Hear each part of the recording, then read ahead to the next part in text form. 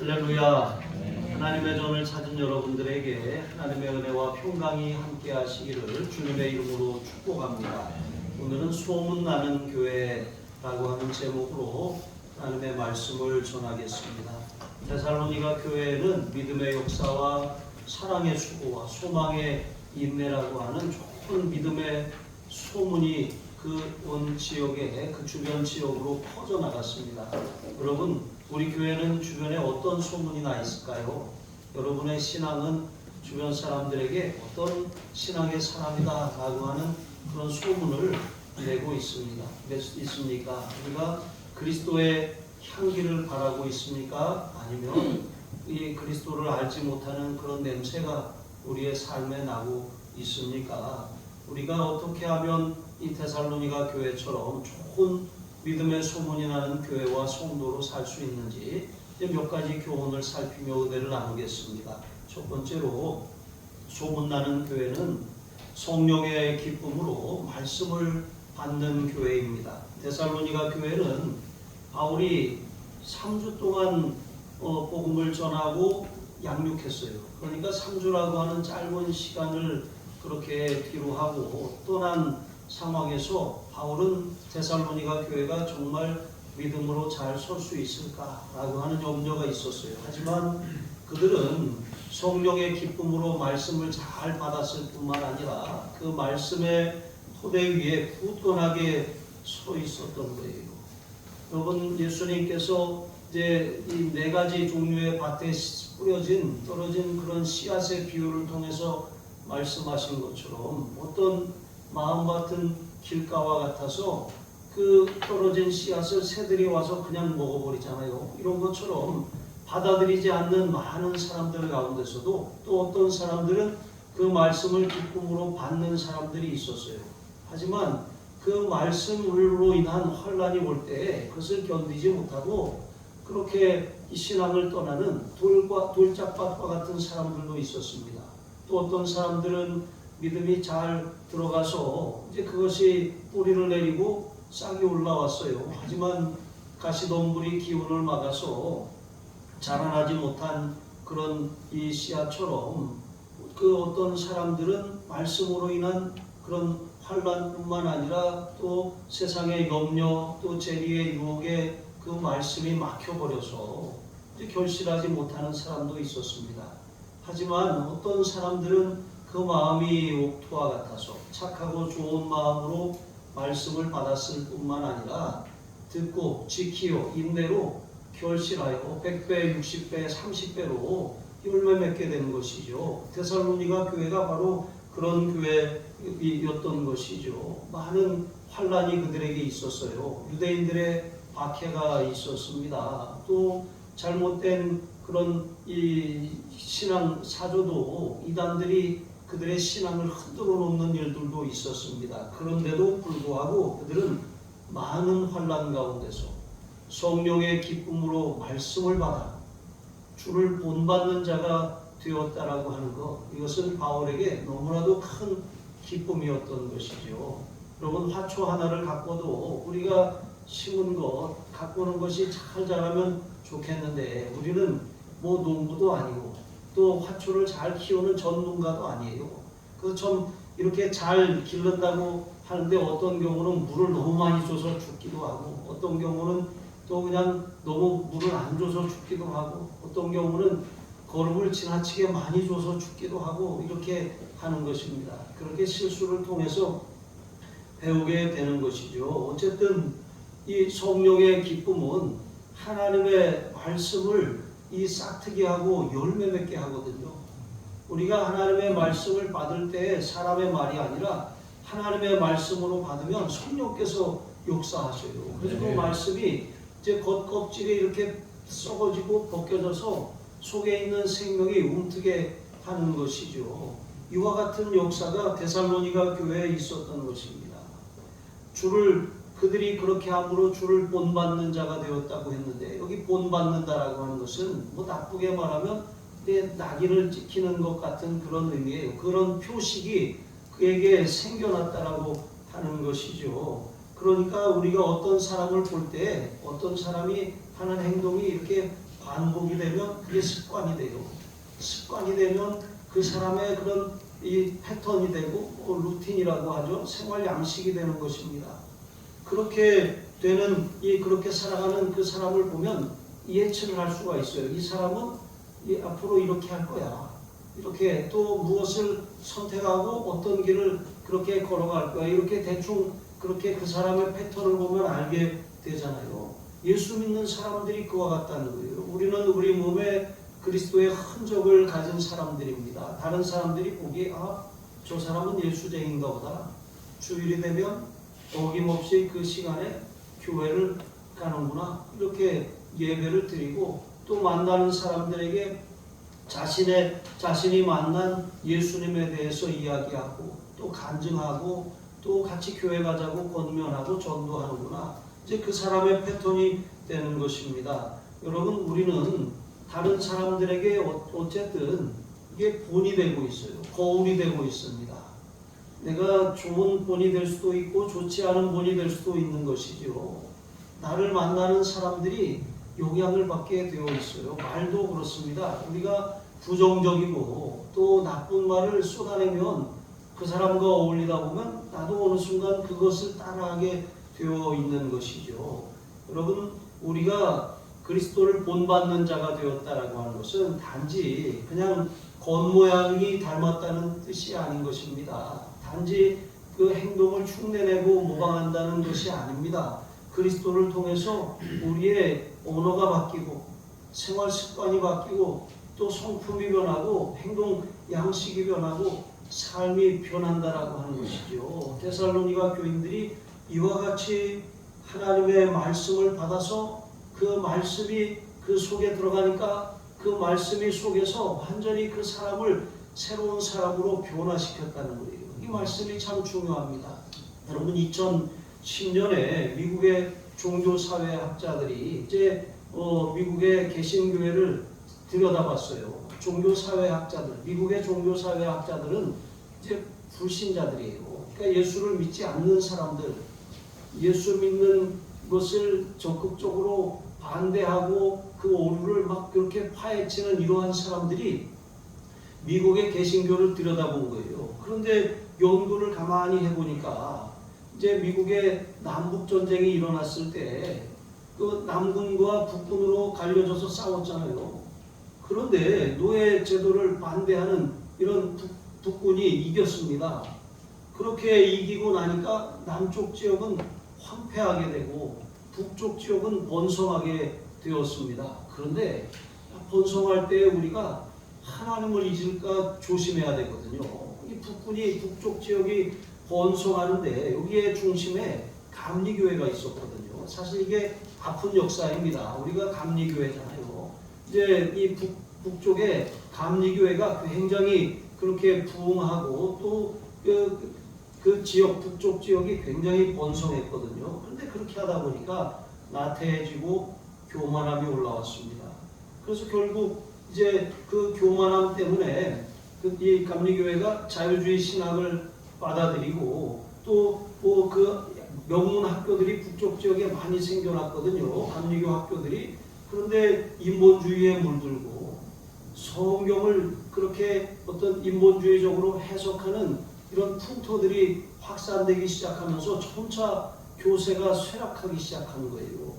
여러분, 제가 이제 이 친구 중에 하나가 미국에서 미 연합 감리교회 감리사 지내는 그 친구가 있어요. 미국에서는 감리사하면 굉장히 그 파워가 셉니다. 그런데 이 친구가 그 전에 저에게 이제 한국에 왔을 때 그런 얘기를 하더라고요. 자신이 교회를 3개를 담임하고 있다. 3개. 그래서 어떻게 교회를 3개를 담임하냐 그랬더니 일찍 가가지고 이제 그 설교를 먼저 한대요. 설교를 하고 그 다음에 예배 순서가 진행이 돼요.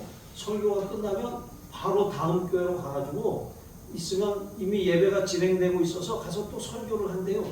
그 설교가 끝나고 또 다음 교회로 또 가면 이제 예배가 다 끝나고 설교만 남겨놓는 교회 가서 설교를 하고 축도하고 나온다는 거예요. 그러면서 자기 친구는 내 교회 담임을 한다고. 그래서 왜 그렇게 하냐 그랬더니 교세가 하락을 해가지고 한 교회가 한 담임자를 책임지지 못하니까 처음에 두 교회를 묶어서 책임지게 해요. 교회 관리도 안 되고. 그러니까 그것도 안 되면 세 교회를 묶고, 그런 것도 안 되면 네 교회까지 묶어서 이런 처분이 없는 일들이 일어나고 있는 것입니다. 그만큼 교회가 고령화되고 또 교세가 약해졌다는 거예요. 그런데 반면 여러분 남쪽 지역은 어떻게 되었습니까? 남쪽 지역은 침례교회가 중심이 되어 있었거든요. 처음에는 굉장히 미약하게 시작했어요. 그런데 그 노예로 있었던 많은 흑인들이 있잖아요. 근데 그들의 신앙이 굉장히 뜨겁거든요.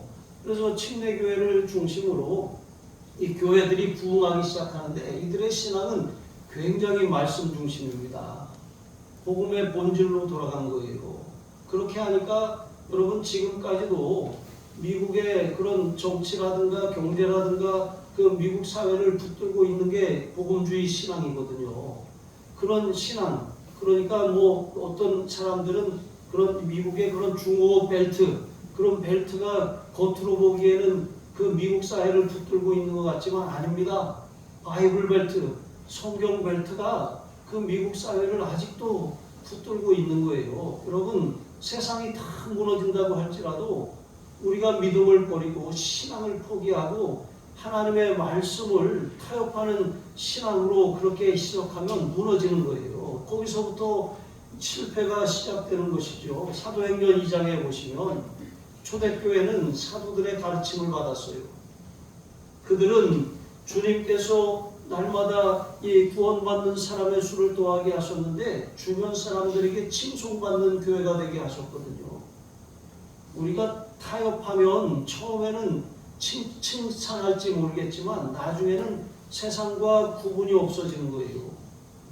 다름이 없는 것입니다. 우리가 빛들로 소금으로서 그런 역할을 감당하지 못하게 되는 지경이 되는 것이죠. 그러므로 우리는 신앙의 본질은 절대로 타협하면 안 돼요. 신앙에 있어서는 절대 보수주의로 가야 되는 것입니다. 그러나 우리의 삶의 비본질적인 부분에 있어서는 우리가 세상과 손을 잡아야 되는 것이죠. 이것을 잘 구분해야 되는데 어떤 사람들은 거꾸로 하는 거예요. 거꾸로. 신앙은 굉장히 자유주의 그런 신앙으로 가고 세상과 그런 단절하고 또 살아가는 것이죠. 여러분 이러한 신앙은 굉장히 잘못된 것입니다. 성도들의 신앙은 반드시 말씀 중심으로 세워져야 하고 그리고 이 세상을 품는 그런 사랑의 마음과 섬김의 자세를 가지고 세상을 향해 나아가야 하는 것입니다. 이렇게 성령의 기쁨으로 말씀을 받는 데살로니가 교회가 건재하고 핍박과 환난 가운데서도 그렇게 좋은 믿음의 소문이 났던 것처럼 여러분 우리 교회가 그런 교회가 되어야 해요. 여러분의 신앙이 그런 신앙이 되어야 할 줄로 믿습니다. 여러분들 다 이렇게 왜 너만 특별하게 그렇게 유별나게 신앙생활을 하냐 이런 소리를 한 번쯤은 들어봐야 되지 않겠습니까? 안디옥 교회 성도들은 그리스도인이라고 하는 그런 이 칭호를 처음 받았어요. 그런데 그때 그들이 그리스도인이라고 불렸을 때 그것은 조롱의 말이었습니다. 아유 저 예수쟁이 이런 말이었습니다. 그런데 여러분 이 그리스도인이라고 하는 이름이 영광스러운 이름이에요. 그리스도를 위해서 세상 가운데 이 그런 불의와 또 불법과 맞서는 이름이에요. 성경으로 돌아가는 그런 참된 이름인 것이죠. 여러분 이러한 신앙이 회복되어야 하는 것입니다. 두 번째로 어떤 교회가 소문나는 교회입니까? 살아계시고 참되신 하나님만 섬기는 교회입니다. 우리가 예수를 믿고 난 다음에 제사를 지내지 않는다거나 우상을 숭배하지 않는다거나 그냥 그렇게 우리의 삶의 신앙의 방식은 바꿨어요. 하지만 여러분 우상이라고 하는 것은 우리가 겉으로 만들어 놓은 그런 형상만이 아니에요. 우리가 하나님보다 더 사랑하고 하나님보다 더 의지하고 하나님보다 더 자랑으로 삼는 그것이 하나님 보시기에 우상인 것입니다. 하나님은 이삭을 아브라함에게 100세 아주 귀한 아들로 선물로 주셨어요. 눈에 넣어도 아프지 않는 얼마나 귀한 아들입니까? 그리고 하나님이 이 아들이 약속의 자녀라고 했잖아요. 이 아들로 말미암아 내 자손이 하늘의 별과 같이 바다의 모래와 같이 그렇게 번성하게 하시겠다고 하니까 얼마나 애지중지 금지옥욕하면서 그 아들을 키웠겠어요. 그런데 그 아들을 막 그렇게 아들 이렇게 하다 보니까 하나님 보시기에 하나님은 없고 그 이상만 있는 거예요. 그러니까 하나님이 어떻게 합니까? 특단의 조치를 내리잖아요. 내 사랑하는 독자 이삭을 내가 지시하는 산에 가서 번제로 드려라. 여러분 청천벽력 같은 그런 소리입니다. 그런데 아브라함이 어떻게 했습니까? 묵묵히 순종합니다. 사흘길을 걸어가면서 생각했을 겁니다. 왜 하나님이 이 아들을 바치라고 했을까? 그것도 왜 죽여서 번제로 드리라고 했을까? 가만히 생각해 보니까 하나님이 약속하시고 그 약속을 뒤집는 그런 신실하지 않은 분인가? 그렇지 않아요. 지금까지 인도하신 하나님 약속을 지키신 그 하나님의 신실하심은 변함이 없어요. 그렇다면 하나님의 신실하심에 문제가 없다면 하나님은 반드시 이 아들로 말미암아 놀라운 일을 행하실 것인데, 그렇다면 하나님은 또 전능하시지. 이 아들이 죽는다고 할지라도 다시 살리셔서 이 아들로 말미암아 천하만국이 복을 받게 하실 것이지 라고 하는 그런 확신을 가졌어요. 그래, 그렇다면 무슨 이유일까? 왜 이 아들을 바치라고 하셨을까? 그래, 가만히 생각해 보니까 내가 하나님을 향하던 그 마음이 아들에게로 갔구나. 하나님이 이 아들을 바치라고 하는 것이 아니라 내 마음을 다시 나에게 달라고 하시는구나. 비로소 아브라함이 깨닫지 않았겠습니까? 그래서 그가 그 아들을 하나님 앞에 바쳤어요. 그를 죽이려고 하는 그 순간 하나님이 아브라함아, 내 아들에게 손대지 말아라. 이제야 내가 하나님을 경외하는 줄 알겠노라 그러셨거든요. 하나님이 원하시는 것은 하나님을 최고로 하는 그런 마음이에요.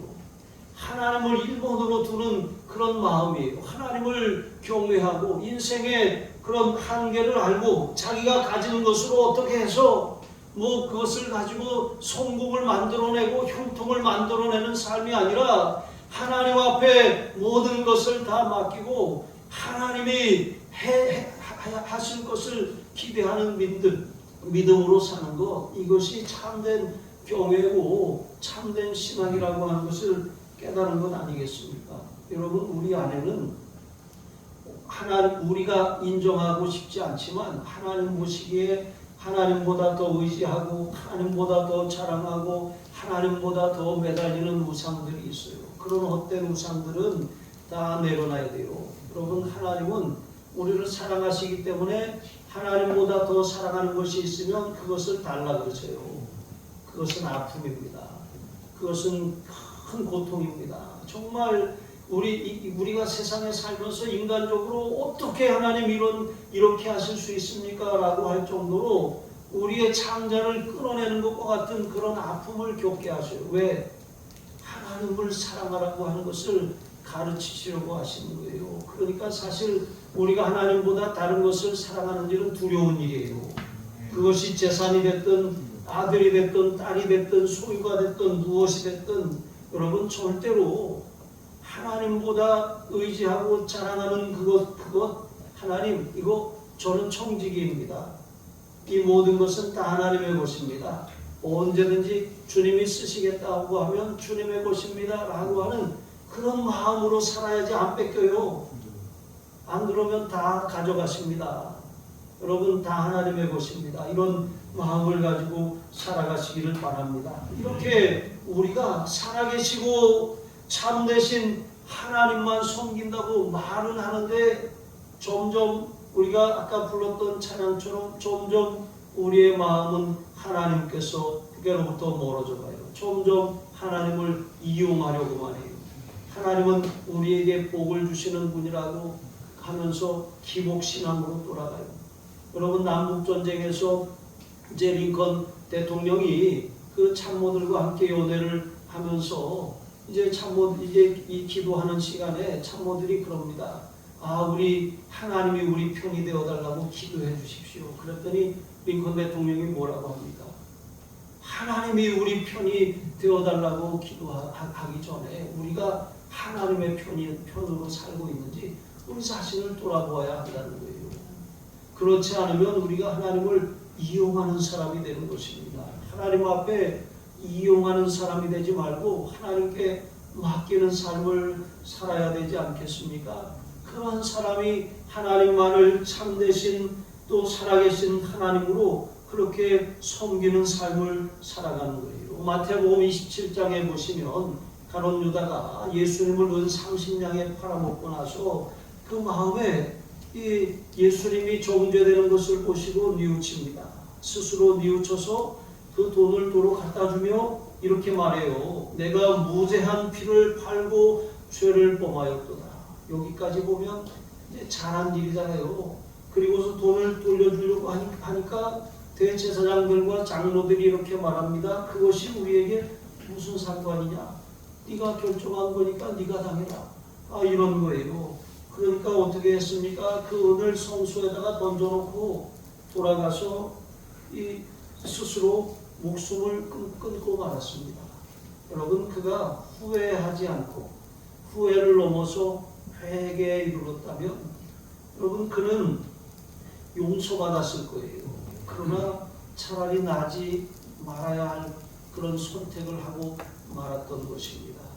여러분, 후회는 아무 소용이 없어요. 많은 사람들이 지난날을 후회합니다. 내가 그때 이렇게 할 걸, 저렇게 했을 걸, 이런 선택을 하지 말 걸. 여러분, 후회해야 아무 소용이 없어요. 만약에 우리가 그 잘못을 깨달았다면 참으로 회개해야 돼요. 하나님 앞에, 하나님, 제가 지난날 잘못된 선택을 했습니다. 잘못된 길로 걸어갔습니다. 하나님을 등지고 그렇게 살았습니다. 하나님, 회개하오니 용서하여 주십시오. 다시는 그와 같은 그런 길을 반복하지 않게 하여 주십시오. 여러분, 이것이 참된 회개인 것이죠. 유턴하는 것입니다. 삶의 방향을 자신이 지었던 죄를 회개하고 하나님께로 완전히 돌아서는 것, 이게 회개예요. 그냥 눈물을 흘리고 잘못했습니다 하고서 다시 그 길을 똑같이 걸어가는 것이 회개가 아닙니다. 이런 후회의 삶에는 언제나 여러분 기쁨이 없는 것이죠. 예수님을 믿기 전에 우리는 어떠했습니까?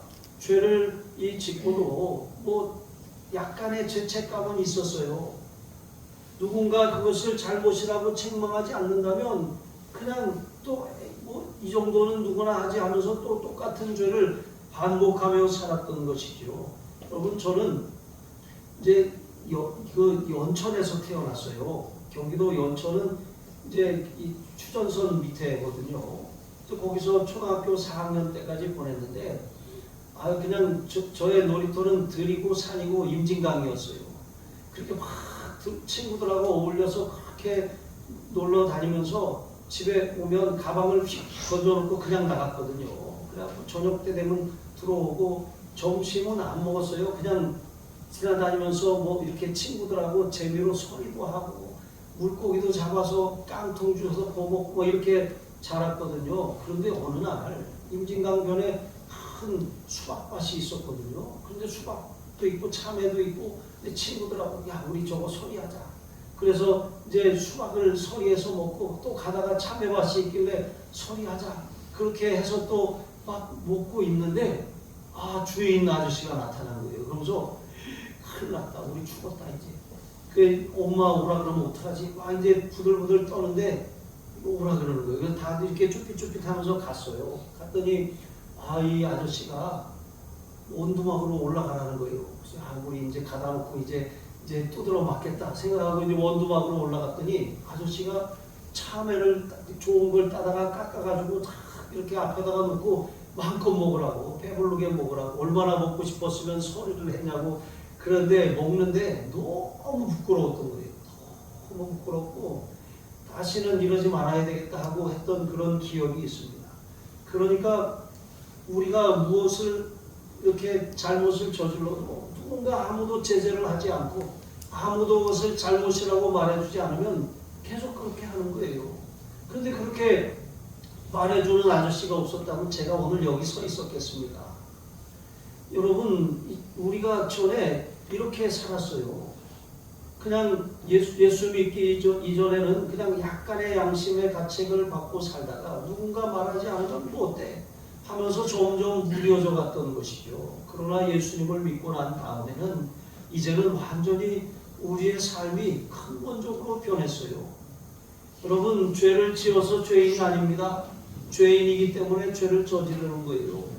우리의 죄 문제가 근본적으로 해결되지 않는다면 우리는 여전히 죄 가운데 살면서도 나는 아무렇지도 않다고 스스로 속이는 자가 되는 거예요.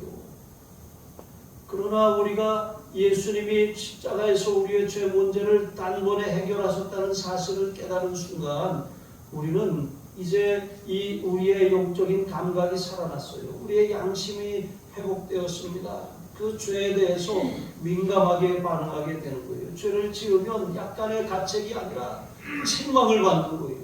회개하지 않으면 견딜 수가 없는 이런 상태가 되는 것입니다. 주님이 근심하시고 우리 안에 계신 주님이 슬퍼하시는 것을 알기 때문에 이 죄를 가지고는 도저히 살 수가 없는 거예요. 죄를 품으면 기도도 안 돼요. 예배를 드려도 은혜를 받지 못하는 것입니다. 하나님의 말씀이 들려오지 않는 거예요. 제가 예전에 고막이 한번 터진 적이 있었어요. 근데 이게 고막이 딱 터지니까 어떠냐면 무슨 커다란 공간에 짐이 하나도 없어가지고 말을 하면 막 왕왕왕왕 울리는 것 같은 그런 것처럼 막 귀가 막 왕왕왕왕 울리는데 머릿속이 누가 말을 해도 한마디도 제대로 들리지 않는 거예요. 그러니까 말을 하면 에코를 엄청 집어넣어가지고 막 왕왕왕왕왕 뭐 이러니까 어떻게 생활 자체가 안 되는 거예요. 그래가지고 그때 경희대학병원에 가서 시술을 했는데 시술을 하고 나니까 세상이 다시 이 고막 이거 한 장이 얼마나 소중한 거구나 그때 알았거든요. 여러분, 죄를 지으면 우리가 영적으로 이래요. 공황 상태에 빠지는 것입니다. 하나님의 말씀이 들려지지 않아요. 하나님의 뜻을 깨닫지 못하는 것입니다. 그러니까 방황할 수밖에 없는 것이죠. 여러분, 우리가 죄가 있으면 반드시 회개해야 돼요. 성령께서 생각나게 하시는 죄악들을 후회만 할 것이 아니라 인정하고 자백해야 되는 것입니다. 요한일서 1장 9절 말씀처럼 만일 우리가 우리 죄를 자백하면 저는 믿으시고 의로우사 우리 죄를 사하시며 우리를 모든 불의에서 깨끗하게 하신다고 약속하셨어요. 자백한 죄만 용서받습니다.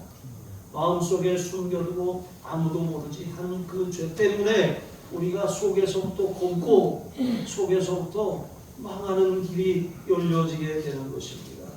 여러분, 그러므로 우리가 정말 하나님 앞에 우리의 삶을 돌아보고 살펴야 하는 것입니다.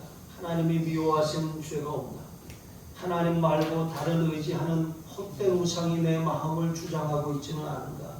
여러분, 이러한 것들을 다 끊어내시고 참된 회개로 말미암아 하나님 앞에 날마다 여러분 자신을 바로 세우시기를 바랍니다. 세 번째로, 소문나는 교회는 어떤 교회입니까?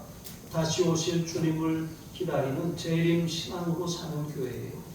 마치 이 세상의 삶이 전부인 것처럼 이 세상에서 무언가 내가 원하는 것을 얻으면 좋았다가 얻지 못하면 낙심하고 이런 삶이 아니라 이 땅에 일이 잘 되든 잘 풀리지 않든 내 삶에 위기가 찾아오든 행복한 날이 지속되든 상관없이 이것은 잠깐이야.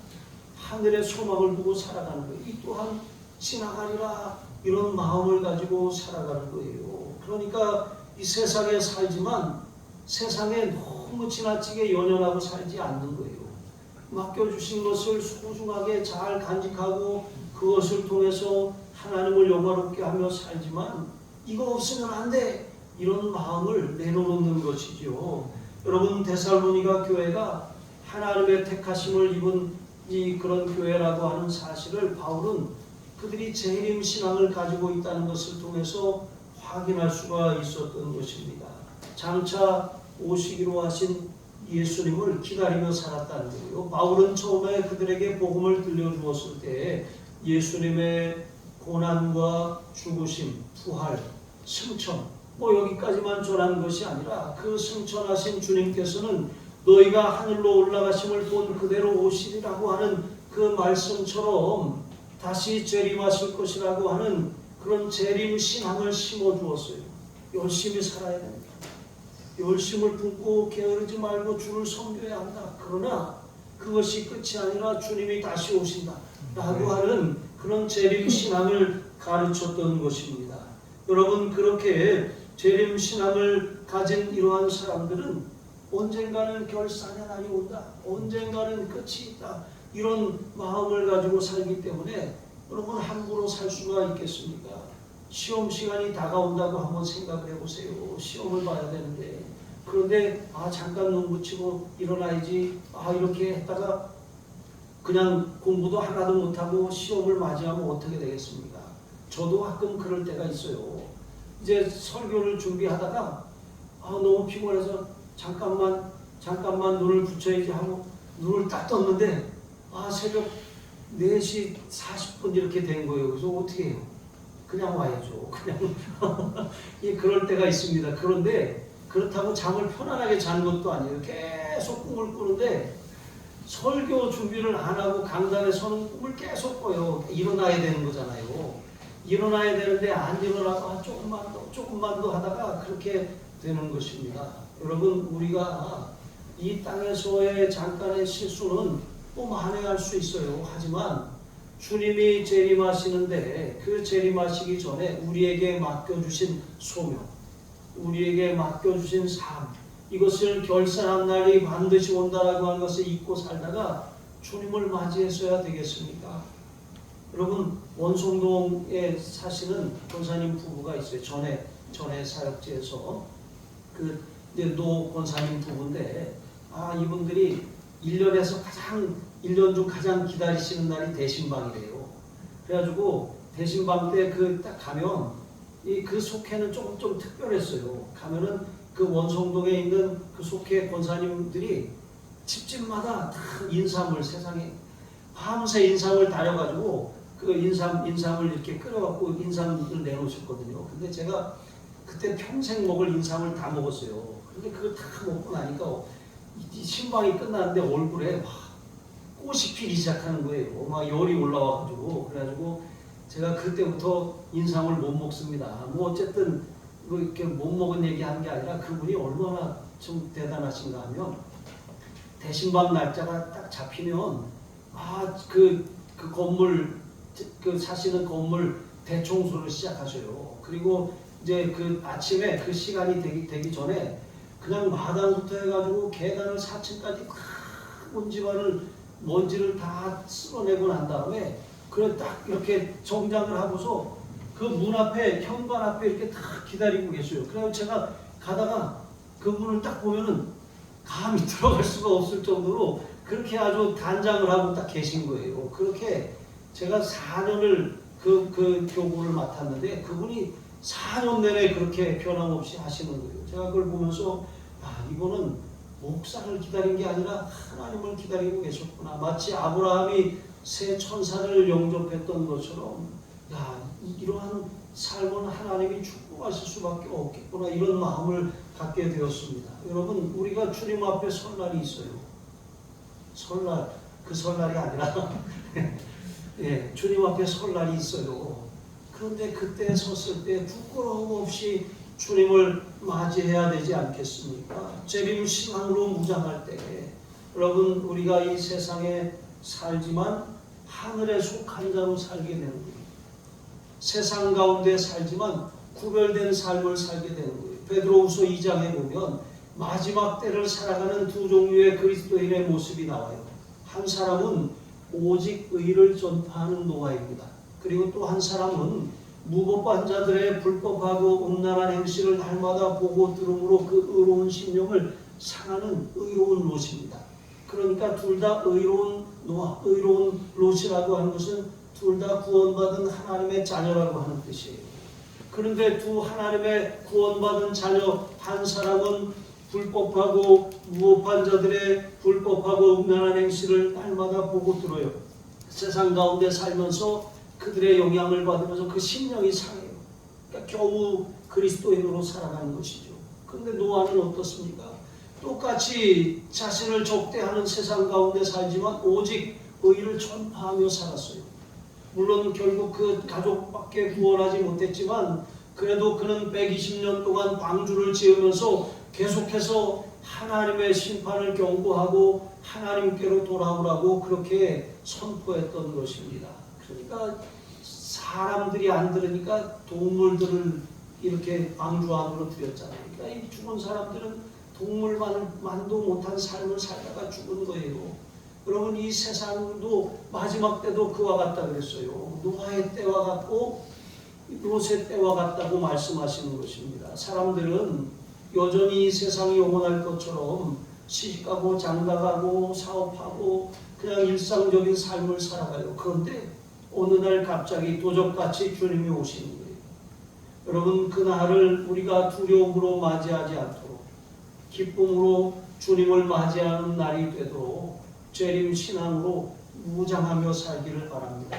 여러분 이렇게 성령의 기쁨으로 말씀을 받고 살아가는 말씀 중심의 그런 신앙, 또 우리의 삶이 이 살아계시고 참되신 하나님만을 섬기는 신앙, 다시 오실 주님을 기다리고 기대하며 또 그렇게 맞이할 준비하며 사는 이러한 신앙, 재림신앙으로 무장함으로 말미암아 여러분의 신앙이 하나님의 귀에 들리고 또 세상에 소문나는 그런 신앙과 교회가 되기를 주님의 이름으로 축복합니다. 기도하시겠습니다. 하나님 아버지 참으로 감사합니다. 다시 복음 앞에 다시 말씀 붙들고 일어나 심령이 새롭게 되고 부흥하는 뜨거운 신앙이 되게 하여 주시옵소서. 세상 헛된 우상이 아니라 오직 주님만을 의지하며 섬기는 구별된 사람들이 되게 하여 주시옵소서. 다시 오실 주님을 기다리며 맞이할 준비하며 사는 재림 신앙으로 무장하게 하여 주시옵소서. 우리 주 예수 그리스도의 이름으로 기도합니다. 아멘.